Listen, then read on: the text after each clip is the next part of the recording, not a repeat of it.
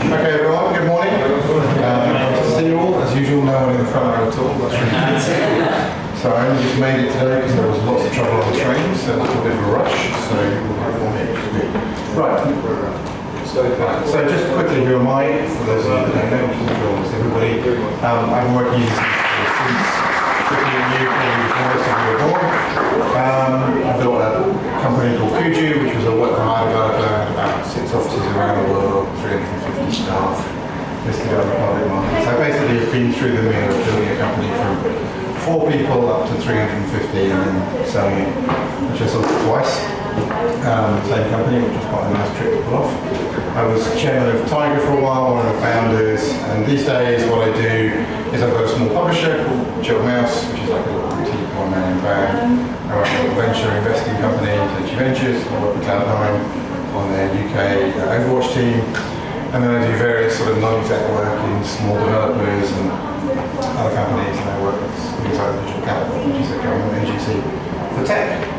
So I do all kinds of things, but the fundamental thing is I've been through the middle of building and starting and running various developments.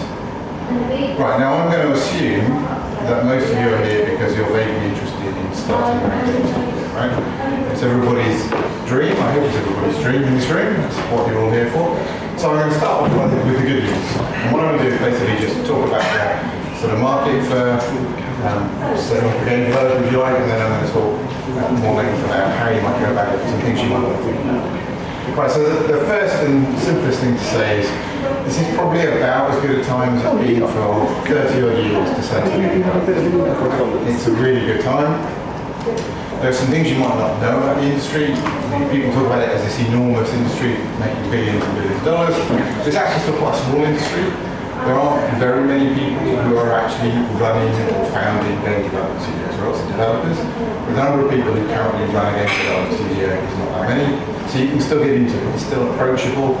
It's a very friendly, easygoing industry. It's not super competitive in the sense of people will talk to you about what works for them and what doesn't. It's not cutthroat because it's really a creative industry, so cutthroat doesn't really come into it. Everyone's really nice, everyone's very approachable. I'm sure given the background that I understand you're also doing games courses, you're smart enough to do this. There is definitely an opportunity in a way. From a business perspective, you need almost no startup capital, right? You don't need much money to set up a game development. There's almost no barrier to entry. Pretty much anyone can do it, pretty much anywhere in the world. You need some PCs, you need a copy of Unity or Epic, right? You need some brains, you need some training. But really, you don't need very much to get into this industry, so it's really easy to get in. The fragmented distribution point is, what it means is in most content industries, historically, somebody's controlled distribution, whether that was a record label, movie theatres, TV studios, or once upon a time, people like PlayStation and Nintendo controlled who could actually get to a customer. Right now, that's pretty much gone because of digital distribution. There are so many channels to the audience, nobody can stop you really getting your product to the customer. And even the most restricted platforms like PlayStation and Nintendo and Xbox, which are sort of hardest to get onto, are still pretty much open. Right? If you can fill in some forms, you know how to send a few emails and you sound reasonably smart, and you'll be able to publish your game on those platforms. So that's like an amazing place to be. It's a global market, more or less. China is a bit of a problem. If you want to try and reach China as an audience, you really need to work with somebody in China. But broadly, you've got billions of customers, no cost of setting up this business. All you need is brains and a small amount of money. And the good thing is, as you I'm sure are well aware, if you get it absolutely right, the potential returns are enormous. Right? You could literally be here today listening to me, and in 2 years' time you publish your game, it's an amazing breakout hit, and you are making millions of dollars on almost no capital. Right? That's a pretty amazing place to be. So one of the things to take away from the way I'm framing this is it's a commercial industry. Right? It's a business. We have any illusions about that. But it's a really nice business in that sense. So let's look at the other side of this. In some ways it's also pretty much the worst time to start games development. The market, the audiences, even the technology are really changing quite fast at the moment. It's quite hard to predict what they're going to want. And what that tends to do is play to the people who can afford big marketing budgets and big research budgets. More interestingly, one of the things that really bugs me is that actually a lot of the innovation right now is going on in things like the streaming space, live streaming space on Twitch, eSports. All of these things are peripherals to the games industry. Developers have become somewhat the guys who sell the picks and shovels to the gold miners, right? You're no longer the heart and soul of the industry. A lot of the public-facing excitement is away from game development. So you start thinking about analogies for what a game developer is. You know, one way perhaps you're a sort of movie director, another way you might think of it as you're setting up a rock band. Actually, it's slightly changed. The games industry has never quite had the public face as a set of developers that other creative industries have had. And right now, other parts of the games industry, like I said, like streamers, like eSports, are kind of taking away that public profile. So they're making it actually harder for you to establish yourself as a kind of name in the industry. More importantly, that democratization of development, that ease of development, I was talking about a minute ago, that ease of being able to get into it, the fact that it's a global market, means there is a massive supply of titles. There are just hundreds of titles going up on Steam, on App Stores all the time. So Switch has been out in a relatively short space of time. Nintendo are somewhat infamous for not being good at talking to indie developers. And yet, if you look at the number of titles on Switch, it's already, 2,000, whatever it is, it's hundreds of titles. So it's extremely difficult to compete when there are just so many titles. And part of that is because, bluntly, one of the reasons you're all here is because this is a wannabe thing to do. Lots of young people around the world want to be game developers, right? In the same way they want to be rock stars and movie stars, and therefore you have about the same chance of success as if you were trying to be a rock star or a movie star. And I'm sure many of you will have been told by your parents, that's not a viable career path, being a rock star or a movie star, right? And game developer is starting to be a bit like that. It's hard. Not necessarily difficult, it's just hard because of the market environment. So, like I said, that global competition doesn't help. But this discovery issue is the most important issue. This massive supply of titles means you can produce the most amazing game. You can put it up on Steam, and literally no one more or less will ever even notice you do. I mean, that's a really shocking thing to say. You can put up a game on Steam and sell things. Because no one ever knows it's there, no one knows anything about it, and it can be a really good game. The world is not, unfortunately, as meritocratic. So, really good time and really bad time, and you should be aware of those balances if you're serious about selling. Right, so let's move on to some slightly more practical considerations. So I'm going to now sort of assume you're all up for the ride, right? You've thought about those considerations. You're willing to live on beans and ramen for 2 or 3 years. You've got a few savings maybe, or you just, you're going to do 2 jobs at once, or whatever it is, you're going to try and do this. And I'm also going to somewhat assume you're with a bunch of friends, because very few people are going to do this on their own, completely on their own. It's very hard to have any kind of business on their own, actually. Almost nobody succeeds in business on their own. Whatever you see about some superstar entrepreneur,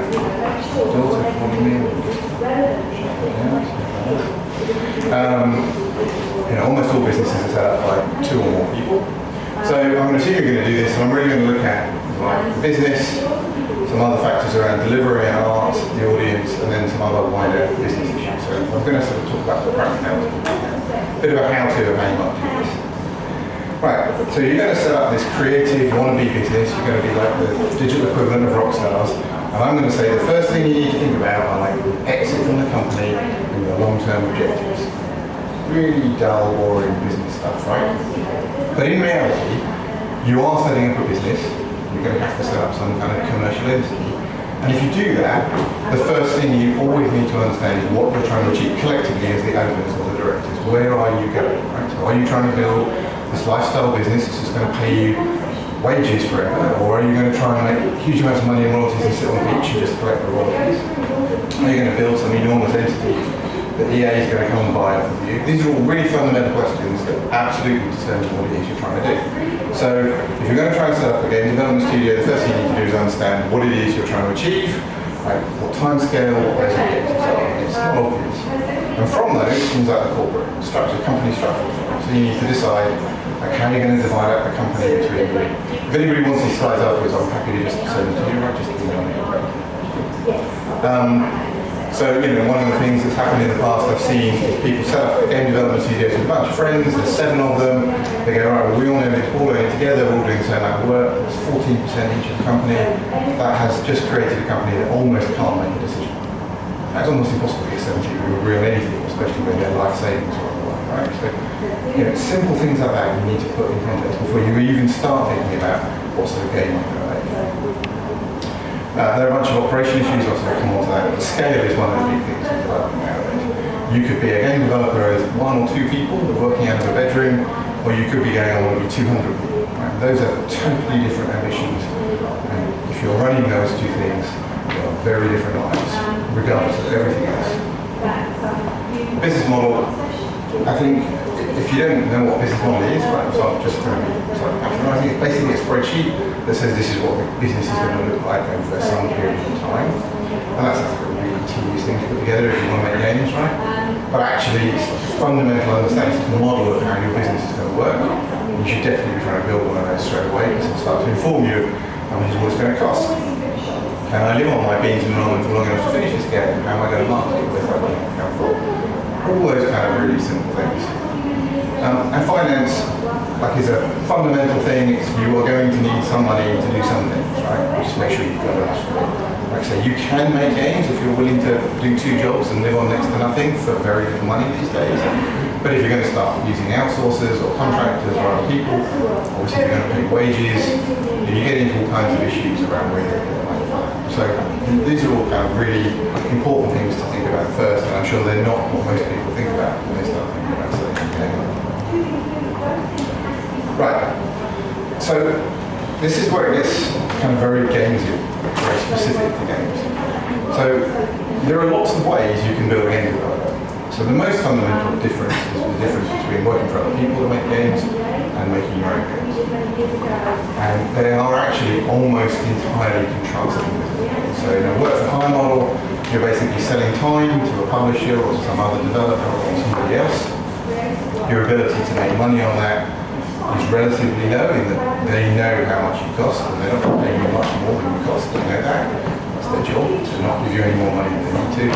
But if you get a job, you do get paid for doing it whilst you're doing it. Right, so it's a relatively straightforward model. You probably should make money as long as you actually do what you say you're going to do. You can't grow very easily and you make money proportionally to the amount of time you spend on working on the game. So it doesn't scale very easily. Own IP, by contrast, you're making the game, you're paying for the game, you're taking all the risk, you're going to get the upside, there's no money during development, probably, which you're very happy, and you're taking it's all the risk. You're basically putting all of your eggs in that one basket. And there are a lot of people who will tell you you can try and combine these 2 models. I would strongly advise you not to ever do that. They are completely different business models. Now, I've tried both, and they have pros and cons. The glory one is definitely your own IP, because that's where you create all the long-term value and where you can make the most money. But it is also the one with the most risk, and it's the one where you really don't put nothing whilst doing the development. Then you get into these kind of areas like, do I want to make free-to-play games, or do I want to make premium games, do I want to do mobile, PC, console? There are lots of pros and cons to all of these different areas. There isn't a right or wrong answer. Perhaps you could argue you should be led by what type of games you want to make, or what sort of games you like playing, or just what you understand how to make. But actually, this is right at the beginning. Having sort of figured out how you're going to put the company together, you then need to start thinking, where am I going to focus this business down into? I'll come on to why this area of focus is a good idea. It's going to keep coming back.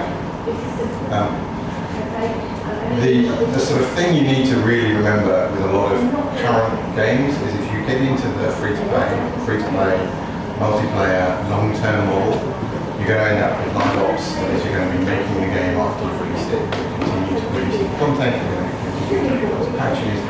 That is a massive commitment. Like you're married to this game. There is no divorce in that here. You basically walk away from it. Whereas if you just ship a game, story led, mastered it, shipped it, you might do a couple of patches on Steam, you can then move on to do something else. And that has all of those freedom models, freedom advantages. If you're still young for anything, or to go, I want to go try something else now.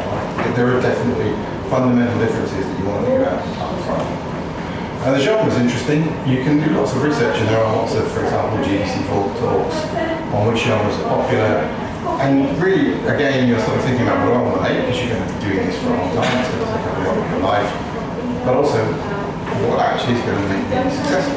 Whether successful is critical acclaim or money is kind of up to you, but there's definitely differences in the way these things are perceived. It's very hard to get much critical acclaim for some types of games. You won't ever be known as a developer in the Jonathan Blow, Miyamoto sense if what you're making is mobile puzzle games. Right? But actually, there are different people who like them, and potentially that's a place where you can make lots of money. I'm not sure if it is actually, there are one of the easier areas to be into, so it's one of those things. But you can look at the genres, the business, the model of the game, free to play, etc., the platform, and you can start to go, right, here's a Venn diagram of places where I like making it, I can make it can make money, maybe I can get critical acclaim, or you think about the business in this way. Right? So unlike most other creative industries, you can really start to parcel it up into some very distinct areas, and you're only really going to then compete and play in those areas. Right, delivery. Shipping games is not easy, it's never been easy. It's a bit easier than it used to be, but with all the sort of modern game engines, but it's still very hard. If you haven't actually shipped a game, my advice is start as small as you possibly can, ship something that you don't expect to sell any units at all, and literally build it with no expectation of selling anything to anyone, and then iterate up. Right? It is not easy to ship a game. You almost certainly need somebody in any team, whether they're full-time or not, depending on the size of the team, but somebody is going to need that job pretty soon. Somebody needs the job of making sure you ship the game. It's a really important role. It's very easy to sit there and think, we'll know what we're doing and we'll know what we want, but actually somebody just needs to be ruthless all the time. Somebody needs to take that role of, right, no, that's, we haven't got time, cut that. We're not doing well enough, cut that. You know, too many levels, cut that. Whatever, somebody needs to take that nasty delivery role in every structure. And delivery is everything. Realistically, obviously, if you don't actually ever ship the game, you're just wasting your time. Right? You're just literally doing it for fun. Now, there's this sort of traditional business thing of you've got a triangle of time, cost, and quality. You can kind of have any two of the three, but whichever two you go for is always going to sacrifice the other. Right, so that's a kind of standard thing in business. Actually, games are a bit different. You might have thought about this, I don't know what you've studied, but the scope of a game, the size of it, the number of levels, the number of enemies, the amount of game that it produces, is actually an open question for you. It's not like a movie where it's got to be 90 minutes to 2.5 hours. Right? It's not like a TV episode where somebody commissions you and says it's got to be a half-hour episode or 1 hour episode or anything like that. You can choose whether this is a half-hour game or a more or less forever procedurally generated, I can play this for the rest of my life and it will be different every time. There's all sorts of interesting questions about what the right size of game is. And if you think about it, unless you're talking about procedurally generated, if you've got content, like levels designed, or characters, or story, or more music, or anything like that, basically the more game you have, the more money you're going to spend on it, the more time it's going to take to make, the more there is to test, the more there is to integrate, the more there is to get right. So that's a fundamental question that a lot of people, when they first start out, overlook. You really want to be firstly very clear about the scope, and secondly, I would generally ruthless. And I'm sure you've all played console games where you think, well, this level's really like that last level. And it's because the developer would probably tell you it has to be 10 levels. And you only had a budget to make 8, so we just took 2 gigs months to split it half right. It's that kind of decision is the kind of thing you need that really support. And like I said earlier, any life cycle which you've got live ops, where you're continuing to deliver content post-ship, is a massively more demanding project. It requires a lot more management, it requires a lot more of your life, and you just have to be that much more dedicated. Now, this last point is really interesting. If you ship games as a team, especially as a team, and you keep shipping games in the same sort of genre, in the same code base, in the same space, you'll get much, much better. Right, so good coders who've done the same game before can be 100 times more efficient than somebody doing it for the first time, regardless of how smart they are and how well educated, because they've just done it all before. And there is the same sort of thing goes on in teams. So I come back to it, right? If you're going to do this, if you want to set up your own thing, make a little game, ship it, expect to make it on it, and grow from there. Honest advice. But stay within the same space. Try and get that decision about what sort of games you want to make, what sort of audience you want, what sort of business model you want, as close to right straight at the beginning as you can, because if you keep working in that same space, you'll get to be super efficient at it, you'll get to understand the issues a lot quicker, you'll produce better games. Right, so games are an art form. This has some really interesting implications which people don't often think about. That's my first ever impression. Anyway, right, so games are an art form, but unlike a lot of other art forms, nobody's going to give you Channel 4 money or BBC money or Film UK. There's basically no free money. It isn't regarded as an art form by most organisations. You're basically on your own. It is an art form that operates almost entirely in a commercially real way, right? Nobody is successful in games without making money. Right, so there are some things about creative businesses that are important to understand. If you're making a widget for a car manufacturer, you can basically look at your competitors and you can go, right, if I can make the same quality or better for less money, and I can make sure the car manufacturers know about it, they'll buy it. It's totally free. If you're making something that's an art form, you can't. You make it, and there is some chance that the audience will love it, and there's some chance that they'll just hate it because it didn't hit the right result. So you should be aware of that if this is a business you're going into. That's a good thing and a bad thing. Right? It means that you can be randomly successful with very low budgets very early on in your career, but it also means you can spend your whole life making stuff which people never actually really like and don't play very much, right? And there's nothing much you can do about it because you think you're making the right thing. So it's just something you need to be aware of. That doesn't mean don't plan. You definitely need to plan for whatever it is you're trying to do. You'll never ship a game unless you plan to ship a game. The other thing, as I say, you can't do this margin improvement thing in creative business. You can't just look at somebody else's game and go, all I need to do to be successful is basically make my game slightly better than theirs and rely on the consumer going, this one's slightly better. It doesn't work that way because of all sorts of branding of the developer, because of this whole issue of discoverability I was talking about, but mostly because actually the audience, I'm sure you know the players, don't really want something which is slightly better than something they've already played. They want something different, right? They want something new and innovative. So again, this sort of idea of margin improvement, which is a normal business model, is not really a very helpful thing for you. But that doesn't mean to say you don't want to look at the competition. You obviously need to know what the competing games are doing inside out. As I said earlier, if you just keep doing games in the same genre space, that sounds like you might get stale, but at the same time you'll get much better at understanding what works. If you look at other art forms, the idea that people, when they're young, suddenly just come up with some random, genius, crazy thing that's new and innovative. Well, I guess there are examples in other art forms. Most people relatively weird places doing something very strange, right? You're never going to make games like that. So it does help to basically know what you're doing if you've done it before, in terms of the game as well as the delivery. There's a really interesting thing going on at the moment, which is this sort of data-driven design versus creativity. So if you look at certainly any free-to-play game, basically what people are spending, they're producing it, and then they're just going to look at the analytics all day long. They're going to marginally tweak, they're going to A/B test, they're going to play two different versions of the game, different markets, they're going to look at the numbers, they're going to try and make me more money, right, that one does, drop that one, work on this one, these two versions of that one, which one makes me more money, that one does, and off they go, right? It's a very, very procedural, data-driven way of doing design. What you're actually doing there is you're doing the local maximum.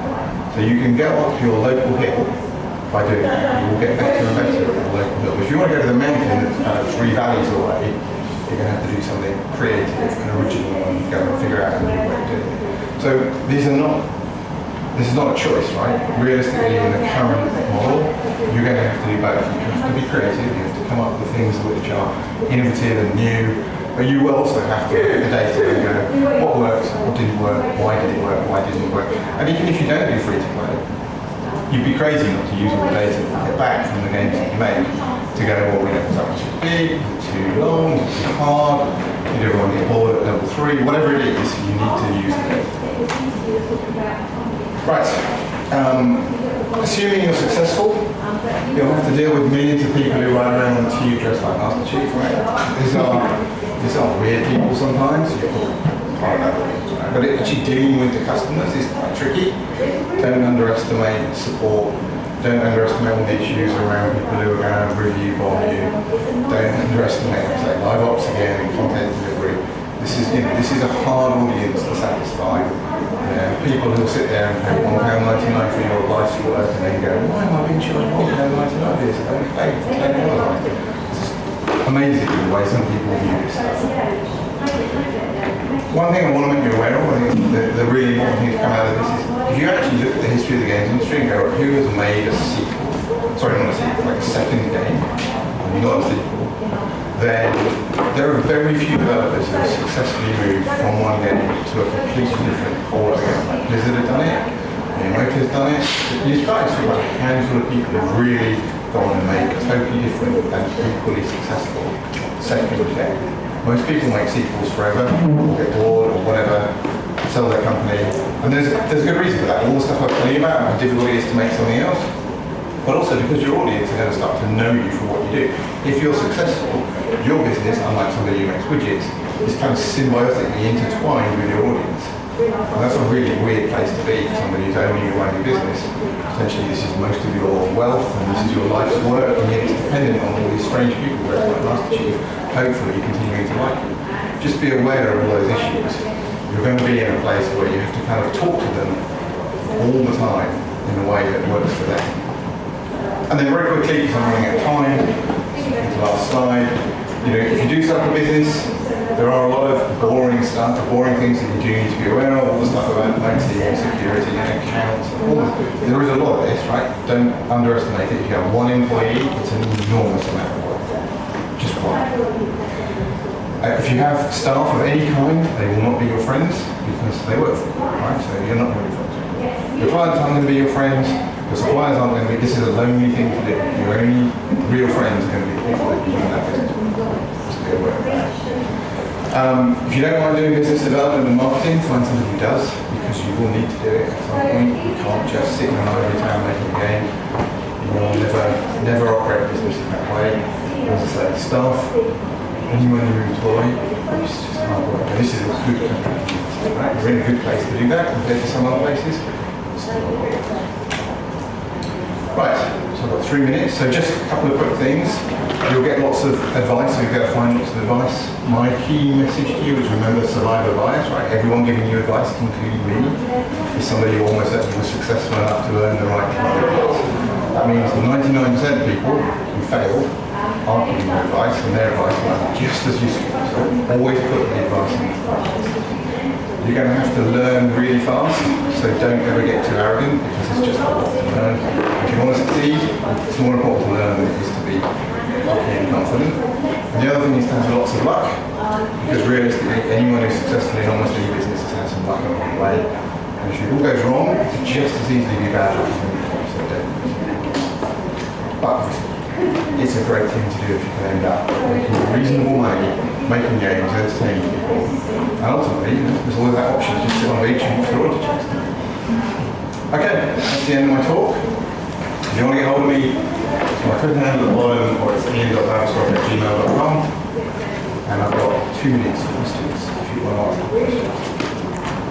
When choosing a platform, is it best to stick to one? So like you bring out a first game, is it best to stick to mobile, or do you want to do mobile to console? I would say you should focus on one, but one is mobile. It doesn't really matter which mobile. Market probably matters more, business probably matters more. PC, it can be Steam or Epic Store or whatever, one. Consoles, more or less are the same. You might want to cozy up to one over the others, but realistically, conceptually, operationally, consoles are never. Anything else? Because I think I'm running out of time. Does that mean I just shot you all in submission? Was that helpful? Yeah. Good. Okay, we're done.